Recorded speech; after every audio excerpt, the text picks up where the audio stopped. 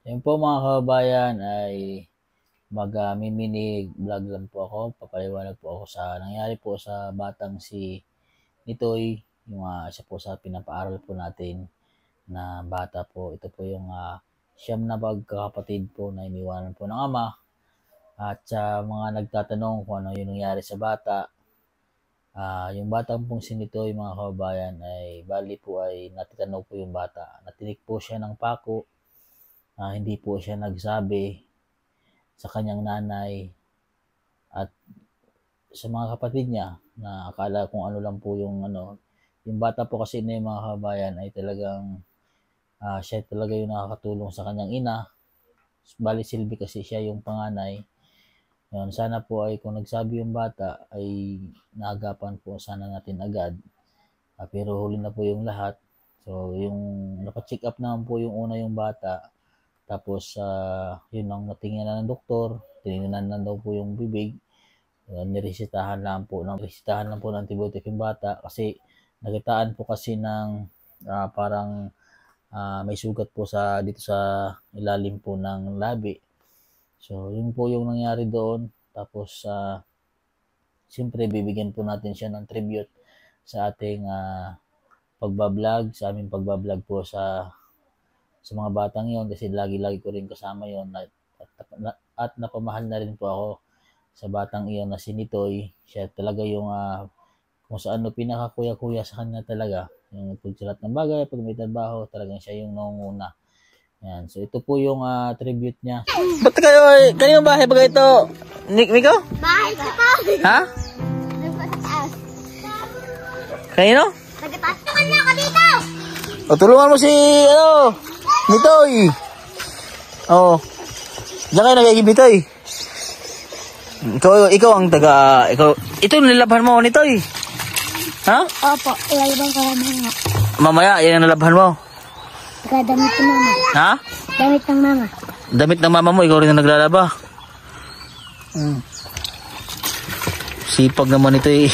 Ari po kasi yung panganay, so siya po ang silbing tatay na nila. Siya na po yung nagsilbing ama sa kanilang magkapatid. Ano? Naglalaba at naghuhugas. Anong gawain mo sa bahay nyo? Anong mga ginagawa mo sa bahay? Naglalaba sa kanag. Nagkakain. Yun ang trabaho mo? Tapos papakainin si mama. Papakainin si mama mo? Grabe na. Tapos niya ako magluto. Ikaw rin ang tagluluto? Grabe si Nitoy. Ikaw na pala yung silbing tatay ng mga kapatid mo, ano? Nitoy, ano? Halatang batak na batak sa trabaho talagang Oo. Apoy, matapakan mo yung tanglad kung tinanim dyan, ha? Saan tinanim yung tanglad? Maglalaba ka na Nitoy. Ha? Si Nitoy, oh. Wag, Dave. Pellet in the Lamborghini. Wag, Dave, oh. Ano yung tanim mo? Tanlad, ay nagtanim si Nitoy. Maglalaba na pala si Nitoy. Samahan natin si Nitoy. Tara Nitoy. Maglalaba na pala si Nitoy, oh. Yan ang labahan mo ngayon Nitoy. Ha? Kunti lang labahan ni Nitoy. May duyan ako doon. Samahan natin si Nitoy. Tibay talaga ito ng mga bata na ito. Oh. Talagang pinapahanga tayo ng mga batang ito. Oh.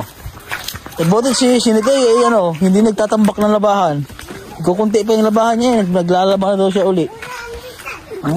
Ayan. Oh. Po yung maglalaba, oh. Ganyan pala maglaba si Nitoy.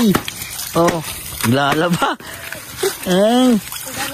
Pinapalo-palo mo Nitoy. Kasi po mga kabayan, yung damit po ng mga kapatid niya ay marumi, maputik. Kaya siguro pinapalo-palo muna ni Nitoy. Anong ginagawa mo sunod dyan Nitoy? Babrasan sa pupukuan ulit. Babrasan, tapos pupukuin ulit. Ay, ayos. Sinaunang panahon pa yung paglalaba mo Nitoy, po mga kabayan, sa mga nakaranas po ng ganyang paglalaba, yung sa ilog, tapos pinapalpak. Ang pinapalpak yung hinampas. Pupukpukin, Nitoy, Ay, damit ba ganyan ni Princess? Angela. Ay, Angela. Grabe si Nitoy, parang babae ka Nitoy, Marunong sa lahat ng gawain si Nitoy. dapat po yung nilalaban ko rin. Ah, ikaw din naglalabas sa'yo. Si Dave. Bali, ang nilalaban lang ni Nitoy, yung mga, ano rin si Nitoy? Damit ko, ito na po nag-isa. Ha? Damit ko princess. Ay, damit ni Princess. Nakakatuwa naman yung mga batang ito. Ang si Nitoy. Oh, da! Ay, Nitoy. Okay na, Nitoy. Dami mo nakuha.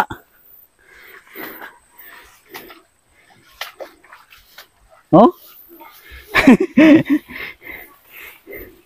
Kakain lang po na ito ay hinog.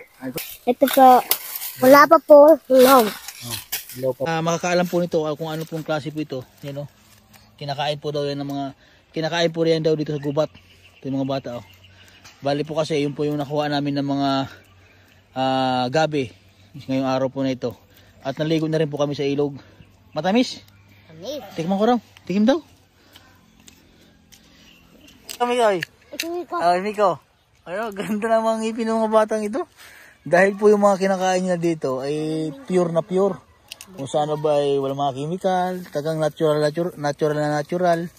Kaya yung mga ngipin po nila talagang maganda. Dahil magdadala po tayo ng ayuda. Andito si Angela. Ito si Angela, ano? Ang gagawin niyo dyan? Ilang araw na ito, Miguel? Ha? Mga isang linggo na. Eh, tumubo na nga ako. Tingnan niyo po mga kabayan, no? Ito po yung kanang binhi. Ginawa po nilang binhi. Kamuti po yan. Ito, hindi niya hinati. Buo. Yan. Ayun, ayos yan. Tanim ko na rin ho. Ha? Din ho ako doon tinanim na. Nasaan? Sa lupa.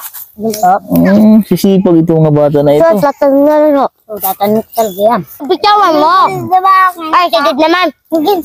Kumain na kayo? Kumagahan? Hindi, saging ho. Saging? Kumain kayo ng saging? Nanganak na si mama nyo? Di ba po, nasakit na ang tiyan. Ba't hindi pa nanganak? Nagtatanong ko. Ha? Ayun ko po. Kala ko yung nanganak na si mama nyo. Ay, nilalagyan niya ng ano, putik. Tapos nilalagyan ng tubig. Sagay sa plastic. Siguro, doon lagayan. Ay, ito ano. Ito si ano, si Milo. Salon. Si Milo. Yan. Ito yan! Miko. Si Miko. Miko, yan. Jan Roel naman pala ang palayo mo. Hindi naman pala. Jan Ruel yan. Jan Roel. Ano pa dito po ninyo? Ang ginagamit? Opilyar.